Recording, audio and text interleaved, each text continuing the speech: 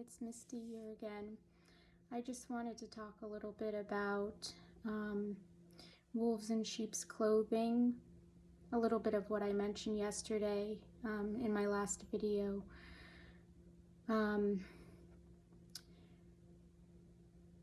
These are the type of people that are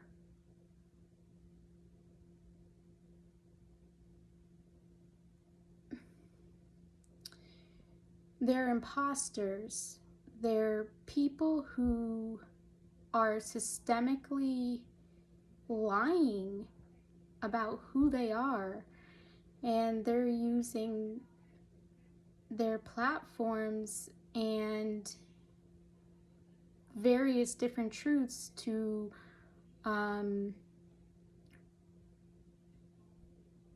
reach different people. If it's in the churches that believe that Jesus is God, like even if you're in a church that believes in the Trinity, like there's wolves, and these are mean, ravenous people, and like I said, it just goes to happen that this ministry that I was part of for 13 years with Pastor Harry Walther as his pen name, he used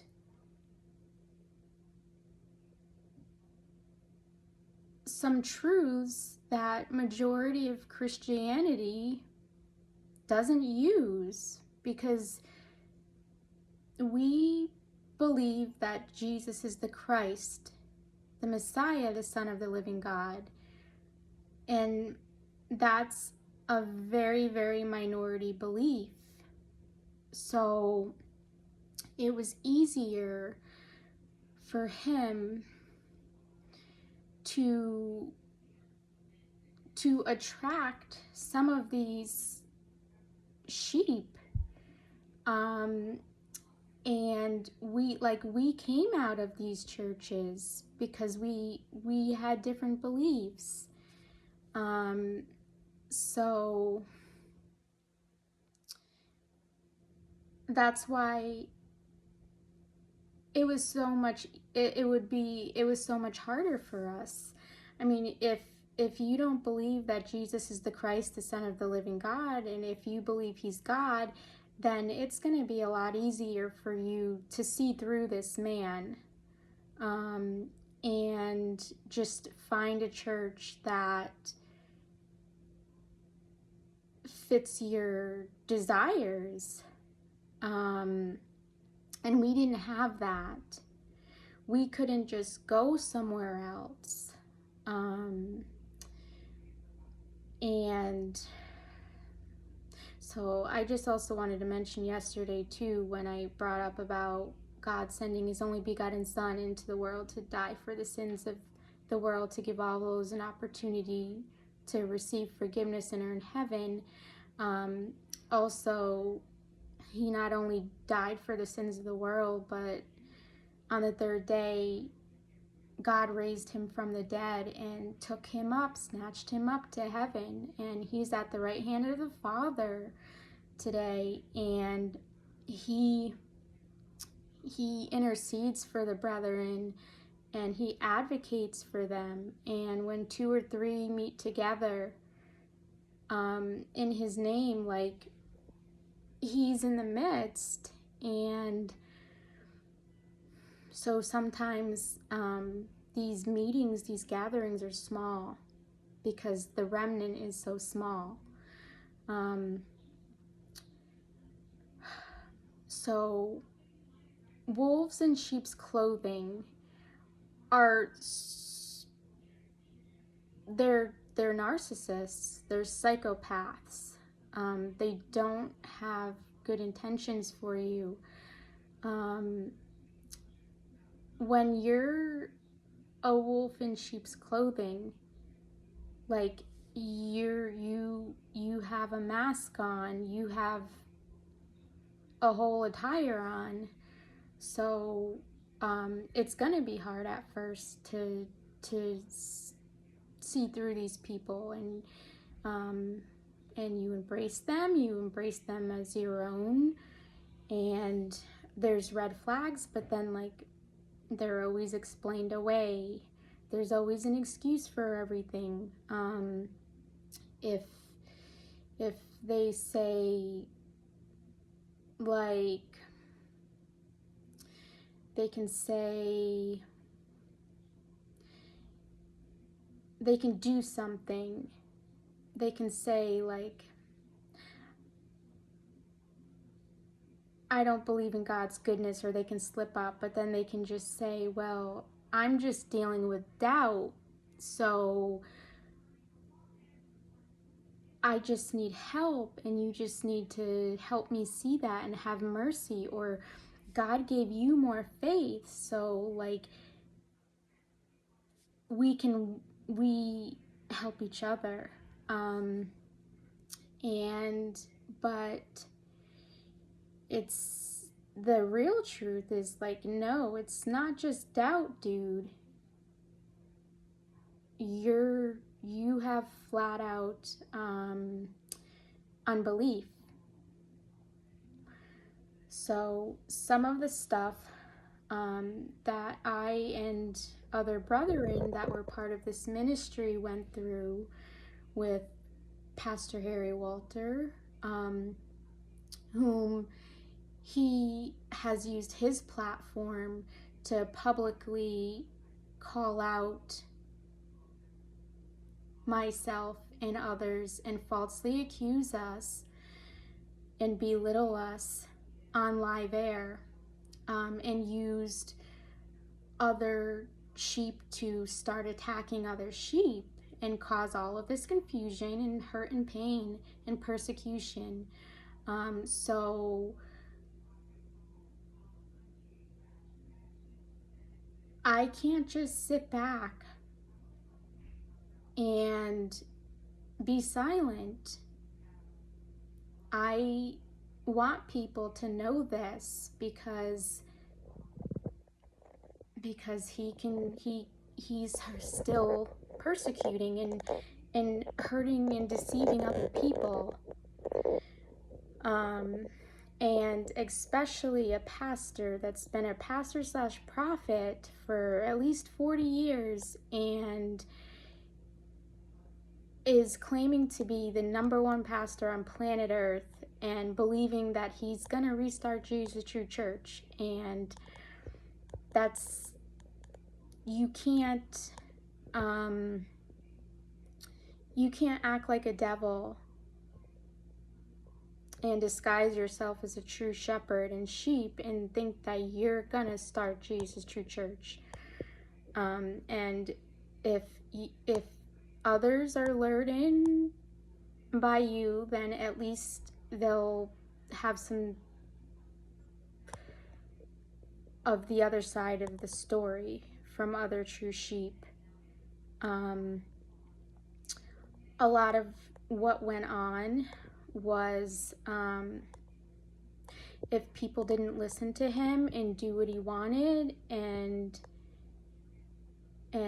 help him, then he would accuse them of being Judas, and he would say, come on, like, don't let Satan turn you, like he turned Judas. And being a young Christian, that's unsettling. When you honor this man as your pastor, it's hard, and it like slaps you into submission mode. Like, if you don't do these things, then that means you don't care and you're not following Jesus for real. And some of the other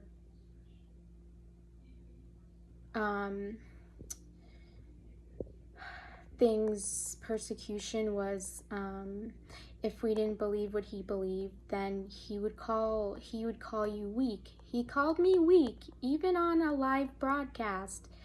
He believed that God wanted us to suffer and got pleasure in it. And I spoke out, and I just said, I don't agree with that. I said, we go through sufferings for many different reasons. Sharpen our faith, prove our faith, overcome, earn heaven. We go through it at the hands of evil, etc. And I just don't believe that your interpretation that God wants us to suffer. And he called me weak, and I heard that on live air, and I instantly vomited. I vomited 3 times in a row. And I tried to reach out to another brethren, but of course they were still like manipulated and stuff too. So didn't know how to handle that. And one time I went to go help, and he likes it absolutely freezing in his home. So the air conditioner was on 60 degrees the whole day, and I was absolutely frozen. I felt like an icicle, like I felt like I was walking into a freezer. And he said, well, you're just letting Satan get to you. You're just giving in to Satan. And I look back, and it's like, no, I'm not giving in to Satan. I'm freezing cold, and I need help. So he would also curse God, and he would say that he wants to kill God. And he said that multiple times. And he said he hates God. And this is all like behind closed doors, because he had my like empathy and my love and stuff. So I looked at it like, I'm trying to help this man of God, and he went by this narrative like, when he becomes the Pastor Harry God wants him to be, then he'll win the Bible Code lottery and restart Jesus' true church. And I believed that for a while. So like, I dedicated my life to try to help this man and give him the benefit of the doubt until there was no more doubt, and there was no more benefit of the doubt, and I knew that like I could walk away. So he would also, he claimed out of self-defense, talk many times about feeling like he wanted to kill like multiple enemies of his. And that's not a fruit of the Holy Spirit. Jesus even said to love our enemies. He didn't say go out and want to kill these people. He said not an eye for an eye, not a tooth for a tooth anymore. So like that was a problem. And then he would blame God for everything. He would blame God for if he bumped into a heater and hurt his leg, or if he dropped some plasticware. It was like everything is God's fault. And he was like, God is tricking me. And he said to me, one day you and others will find out that God's not as good as you think he is. And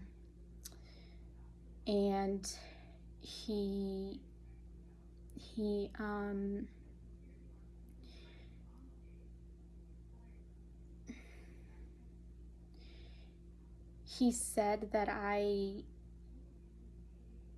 I have too much faith, that I believe too much in God, and that's scary to him. And then, like, I could barely breathe because I found out that I'm very sensitive, especially in dander season. And he accused me, since we let go of the dog, he accused me of being a dog murderer, and he told multiple people that he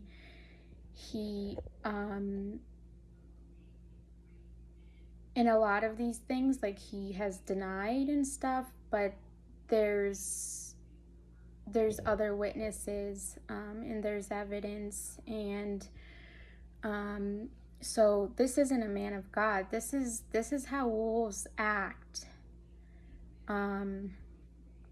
And so it took a lot to understand, like, why is this going on? Is he really just someone who needs help you keep having mercy on, and maybe one day he'll come around, and you think, like, you can win over someone for the gospel. But I ended up finding out that, like, after time went on, he was being restrained. So some of those outward things, like, he wouldn't say anymore, because I voiced, like, I didn't just be silent. I countered those things, and wouldn't tolerate them. So he didn't have a real heart change. He was just being restrained. And then eventually, like, the real person's going to be revealed, and that's not going to be able to be held, especially when the restraint is gone. And he has voiced much violence against police, and he said he hates them, that they're all of the devil. And he said that he has voiced wanting to take them out, and to make as many police widows as he can. And then some other stuff he told me, he said it about 3 or 4 times. He said that he believes that God should be thrown in the lake of fire. And like, who says that? What man of God says that God should be thrown in the lake of fire? Well, we know that the Antichrist and the false prophet will be thrown alive in the lake of fire. So a spirit like that would say, like, they would say these things.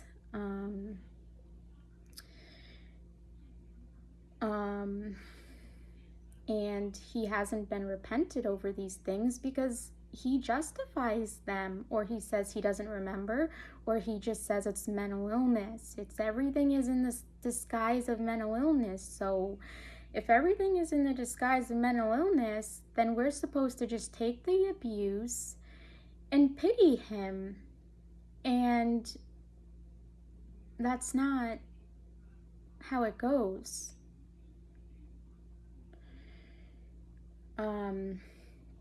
I and others loved this man, and just helped and supported him, and just the mask started coming off, understanding started to come in. Like I mentioned, the book of Jude, with these leaders, they're against authority. They bring in, like, promiscuous stuff. They only care about themselves. and they're just very abusive to God's people. And they get exposed and figured out. And that's our right. That's our right to speak out, especially with a man who has a platform and has put out false accusations and claims. And I'm here to support not only myself, but the brethren and God and Jesus. And this man also said that he believes he goes through more than Jesus. No man goes through more than Jesus. So the question is, why do you think that?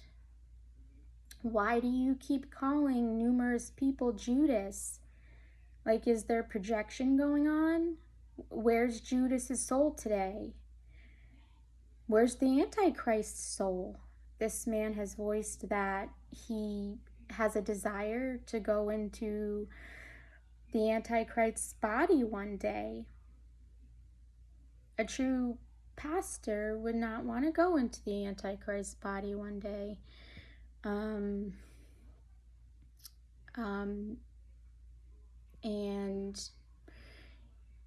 he did a live show months and months ago, premeditated against the police, and said he'd rather go out in a blaze of glory, and that he wasn't going to listen to them. And he obstructed the police, and they took him to jail. He was in prison for 6 days, but he equates that to persecution for the gospel and like what Jesus went through, and that's not true.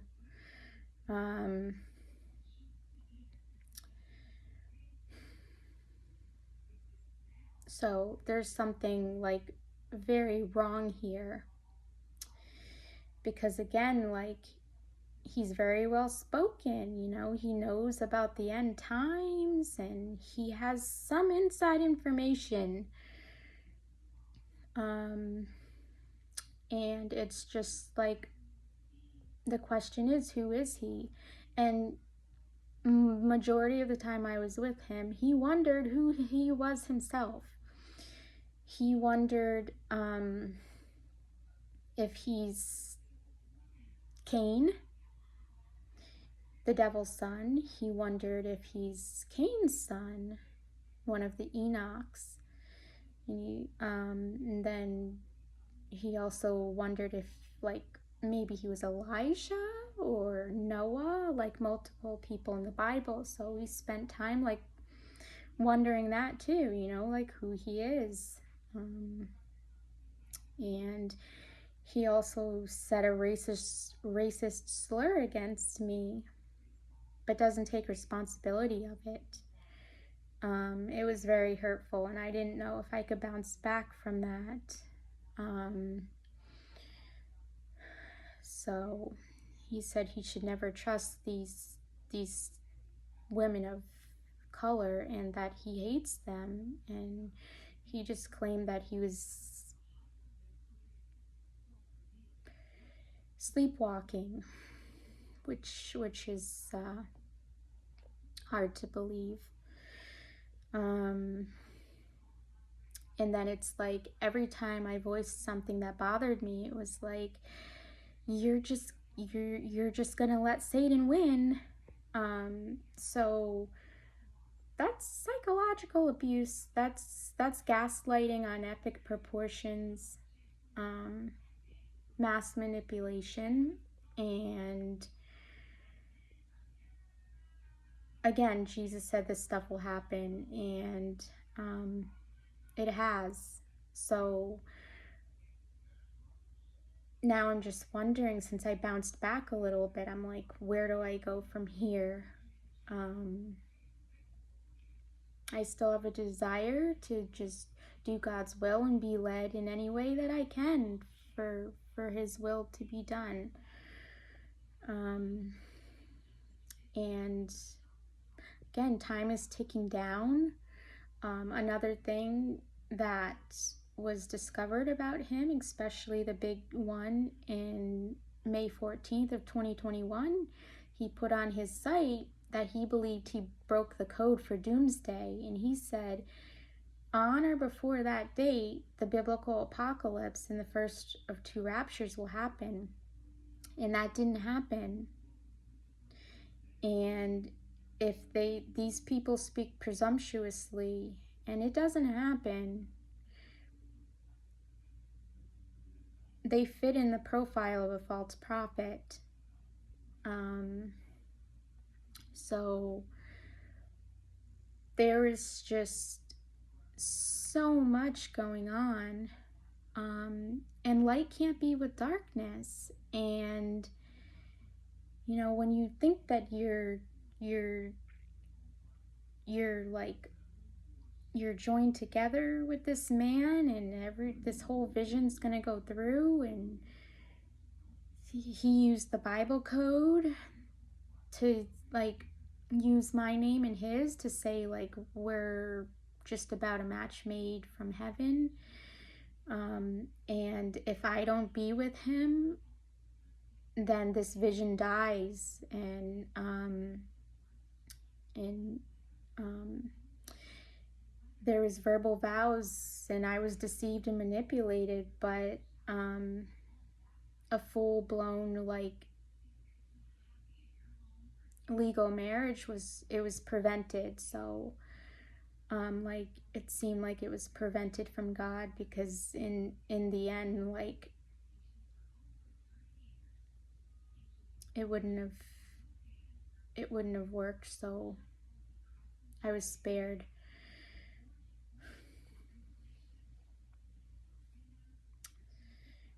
So like who is this guy who just can speak so clearly, and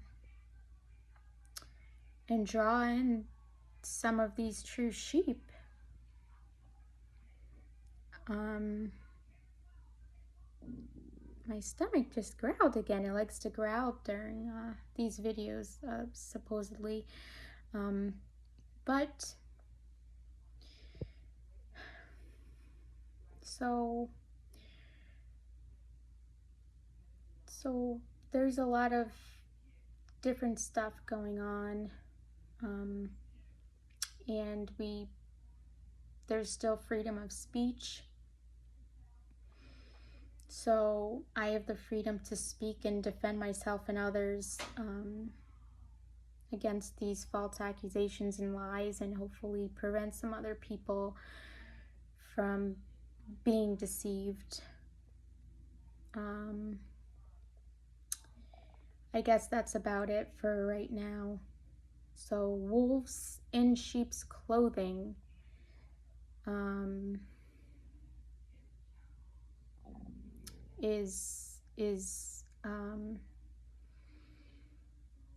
Was the topic, and what I discovered my ex-pastor of being. So he also claimed that he also on his profile picture for Blog Talk Radio, it was discovered that he used his face with someone else's, their picture, for that, and to put 666 on it, and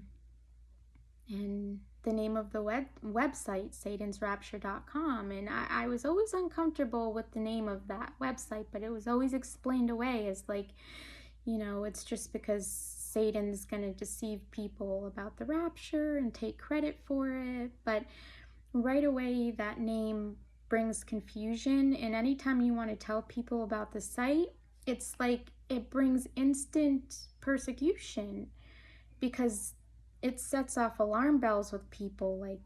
Like, are you a Satan worshiper? Like, what does that mean? And he said someone else stole his other site. So he switched over to like a more catchy name. But that was also used in my divorce right off the bat. So even the name of that site brought upon, it made me a lot easier to persecute and use as bait. Okay, well, I hope everyone is doing well, and thank you for listening. Bye.